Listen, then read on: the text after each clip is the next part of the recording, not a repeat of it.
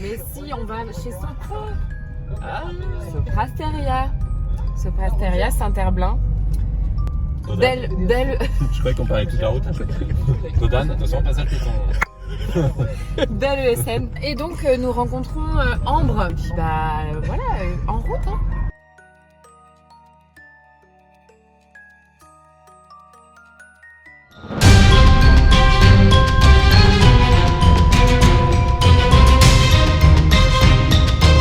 Ambre, est-ce que tu peux te présenter? Ouais, alors moi c'est Ambre, donc je suis passionné d'informatique, je suis toujours à fond. Okay. Et moi mon rire c'est un indicateur de réussite des projets. Okay. Petite anecdote là-dessus, j'ai un directeur de projet il y a quelques années qui est venu me voir un peu en panique parce que je rigolais pas. Et il était très inquiet de se dire tiens qu'est-ce qui se passe, est-ce que le projet va bien, on ne pas rigoler.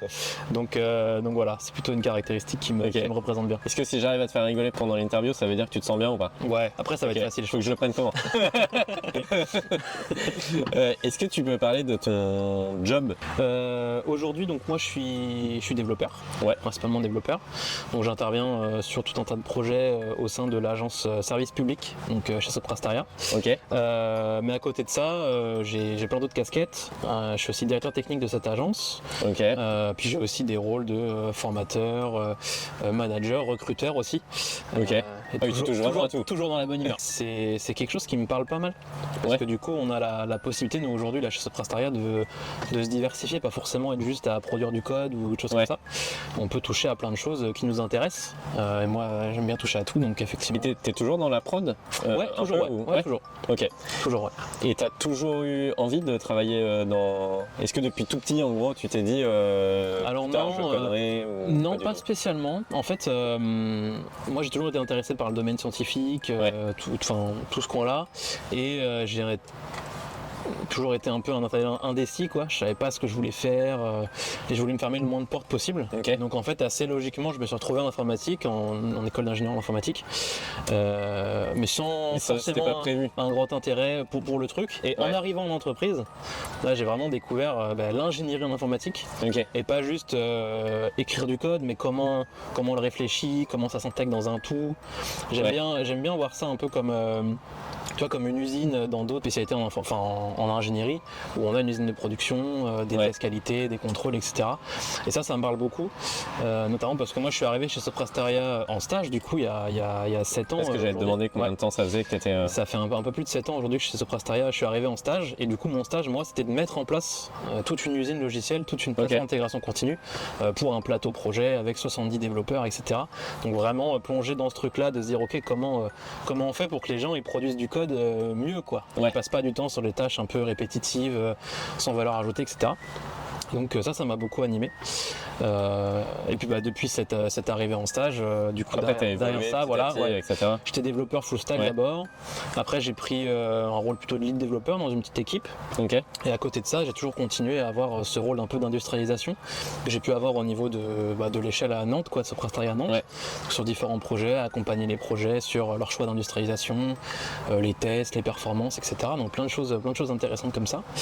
Puis après j'ai évolué vers un poste plutôt référent technique, technical lead, qui est aujourd'hui le rôle que j'ai toujours, depuis à peu près 4-5 ans, puis sur différents contextes projets, quoi, pour différents clients, différentes tailles d'équipe, différentes technos. Donc c'est ce que tu disais, en fait, tu as commencé, tu étais vraiment dans le code pur, on va dire, et du coup maintenant tu as pris un petit peu plus de hauteur, quoi. Ouais, ça n'empêche pas de continuer tout en continuant la production, à intervenir dans le code, etc. Mais il y a aussi pas mal d'encadrement technique, de s'assurer que les équipes montent bien en compétences, de les accompagner, etc. Donc ça c'est hyper parlant. Et puis à côté de ça, comme je disais, j'ai d'autres casquettes qui viennent s'ajouter, notamment côté direction technique. Ça c'est quelque chose qui est assez parlant parce que c'est une façon de prendre un peu de hauteur là-dessus, de s'assurer que l'ensemble de la population technique a ce qu'elle a besoin pour progresser en termes aussi de valorisation de carrière, etc. Donc c'est quelque chose d'assez parlant. Et puis s'assurer que les gens développent des compétences importantes pour aujourd'hui, etc. Qu'on est toujours aussi dans le à jour, quoi. Ça c'est assez important. Puis à côté de ça, il y a aussi toute une partie management que j'aime bien, qui est assez différenciante parce que souvent on a des gens qui sont dédiés au management et puis on a des gens qui sont dédiés plutôt à la prod. Donc on a la chance de pouvoir faire les deux si on le souhaite. Moi c'est quelque chose qui me parle pas mal parce que j'aime bien toucher à tout. Je trouve que c'est assez parlant de pouvoir à la fois être au niveau de la construction des objectifs avec les gens et puis de s'assurer qu'ils arrivent à les poursuivre et garder ce côté opérationnel où vraiment on comprend ce qui se passe. Ouais, c'est ce que j'ai On n'a pas l'impression d'être managé par des gens qui sont career managers et qui comprennent rien à ce qui se passe quoi. Ça c'est assez parlant. Ouais, tu peux comprendre vraiment leurs problématiques parce que tu es exposé toi aussi à leurs problématiques. Quoi. Ok. Et tu manages combien de personnes aujourd'hui moi j'ai 7 personnes. Ok.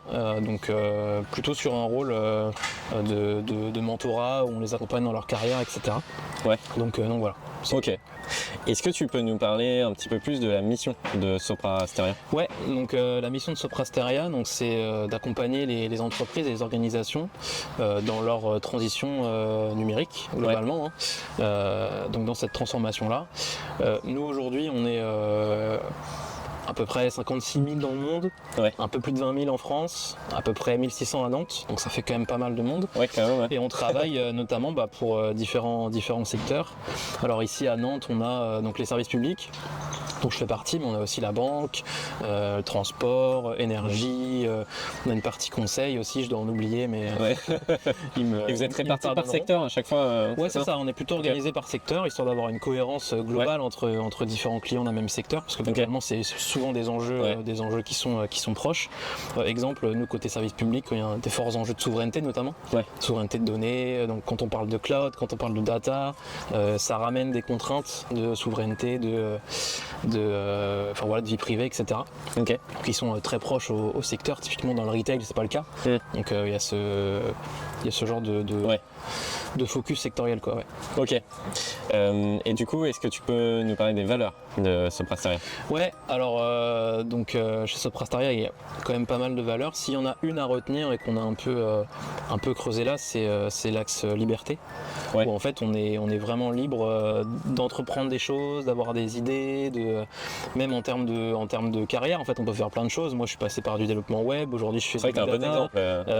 On peut toucher à de l'architecture, du code, enfin plein de choses. Donc ça, c'est hyper parlant. On est vraiment libre en fait dans la construction de sa carrière. Ça, c'est quand même quelque chose qui est assez important. Puis ça a d'autres corollaires, c'est qu'on est libre, mais on n'est pas non plus tout seul. On est accompagné. On est aussi pas mal poussé à progresser, à apprendre des choses.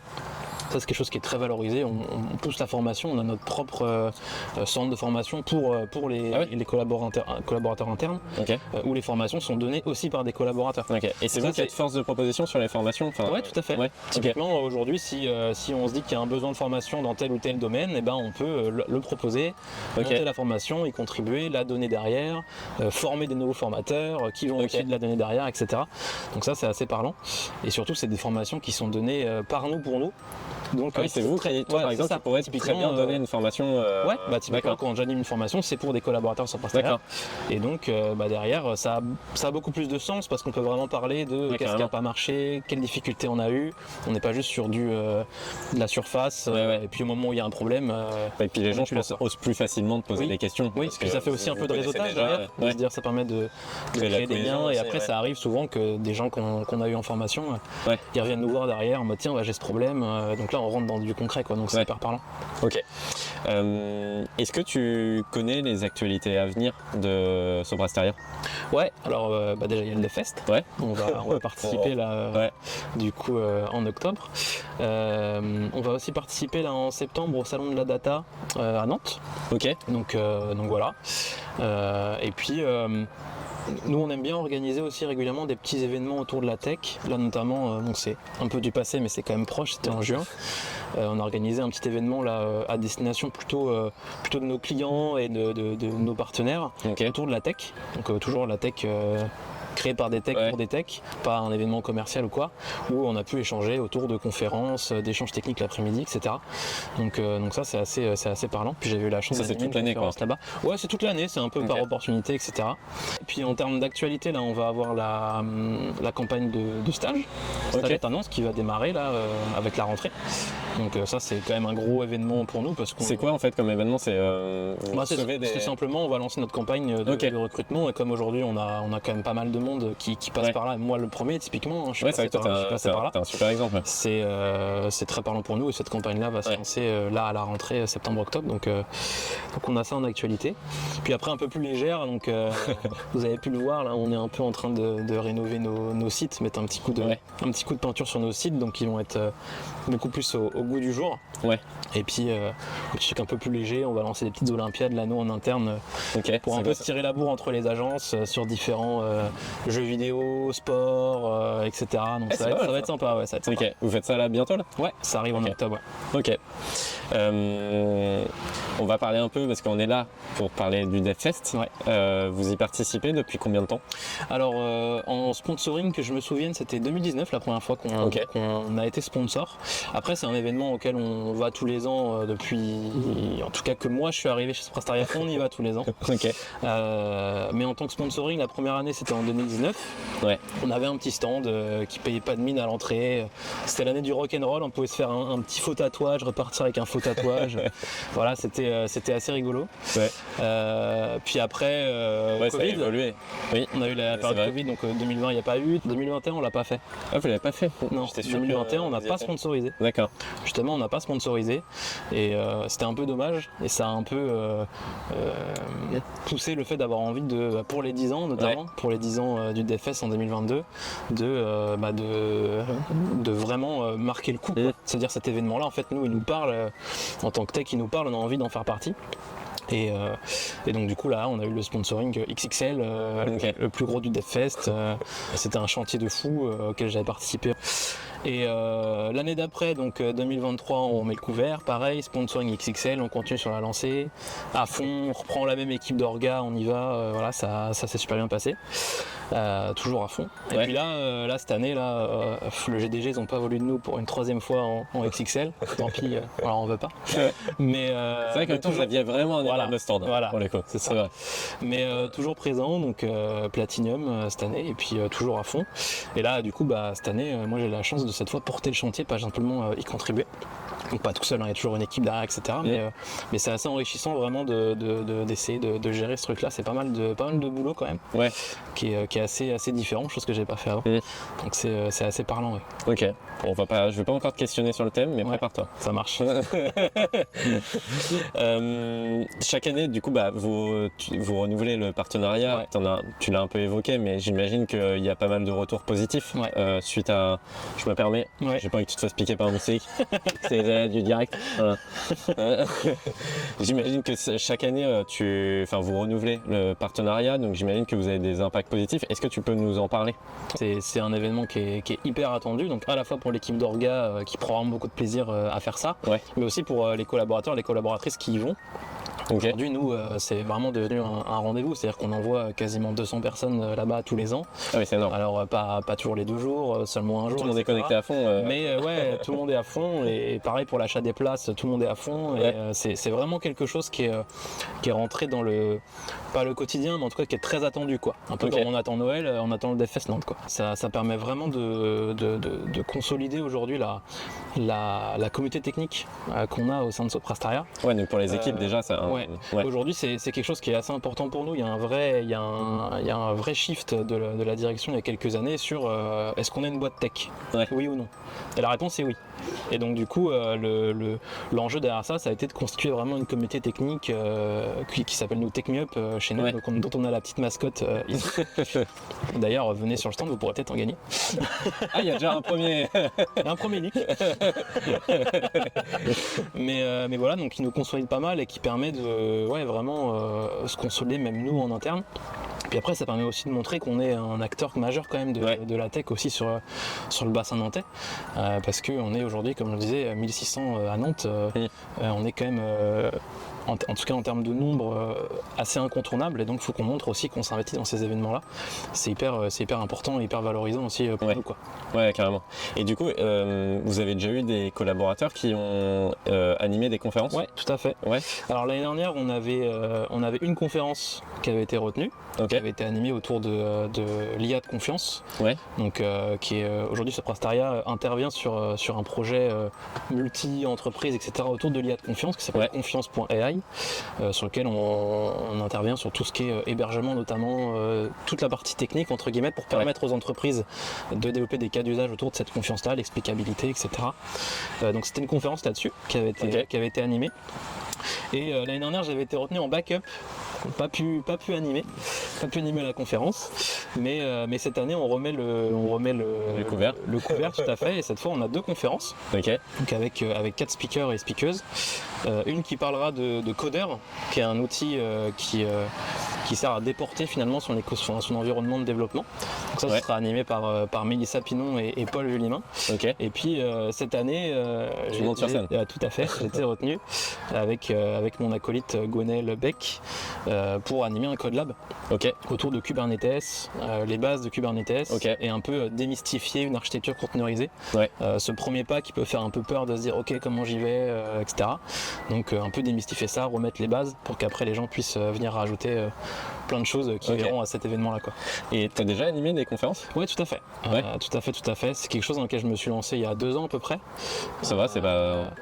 Non, c'est cool. D'ailleurs c'était un défi qu'on m'avait lancé au DevFest il y a 2 ans justement, DevFest Nantes. C'était Tiffany Souter qui m'avait lancé l'événement, qui était du coup speakeuse là-bas, et qui m'avait dit faut que tu sois speaker sous 1 an. Alors j'ai pas réussi, c'était 1 an et 1 mois. C'était au DevFest Strasbourg. Mais ouais, c'est toujours une expérience cool. Et moi j'aime beaucoup parler, partager, etc. Donc c'est encore un autre moyen de le faire. Donc c'est hyper cool, effectivement. Du coup, tu connais quand même bien. Est-ce que tu es Nantais d'origine? Alors, je suis pas Nantais d'origine, mais ça fait tellement longtemps que je suis à Nantes que oui. Maintenant, c'est bon, t'es Nantais. C'est ça, du coup, tu connais quand même bien l'écosystème nantais. Tu penses que le DevFest, c'est un impact positif sur l'écosystème? Clairement. Aujourd'hui, le DevFest, c'est toujours c'est un événement hyper attendu. C'est une aventure pour tout le monde. Enfin, c'est là où tout le monde se retrouve. C'est un peu le lieu de la veille techno, quoi. De Nantes. C'est hyper. Puis c'est vrai que tout le monde a envie, même. Pas que côté tech. Je crois que vraiment c'est un événement qui donne envie à tout le monde. Et nous on a pris l'habitude d'envoyer quelques personnes qui sont pas techniques, qui sont plutôt fonctionnelles ou des chefs de projet, etc. À l'événement, et ils apprécient toujours le truc, quoi. Petite question bonus, tu as commencé à nous l'évoquer qu'on pourrait gagner ça, mais ça ne nous parle pas du thème. Du coup, en plus, on est avec la bonne personne, parce qu'apparemment c'est toi qui fait partie de l'Orga cette année. Vous avez déjà choisi votre thème? Alors on a déjà choisi notre thème. Tu peux nous donner un petit indice? Je vais pas vous le spoiler, mais il va falloir se retrousser les manches pour les participants pour venir participer et résoudre des énigmes. Donc ça va être sympa, il y aura plein de petits jeux, des petits cadeaux à gagner, notamment la peluche, mais d'autres choses aussi. C'est une machine, tu sais, au-dessus. J'ai une question bonus. Bonus. Tu regardes des films d'horreur ou pas? Il y a quelques années, de moins en moins, mais avant, c'était quelque chose que j'aimais bien. Moi, c'était pas trop mon truc, tu vois. Ça a jamais été trop mon truc, ça m'empêche de dormir.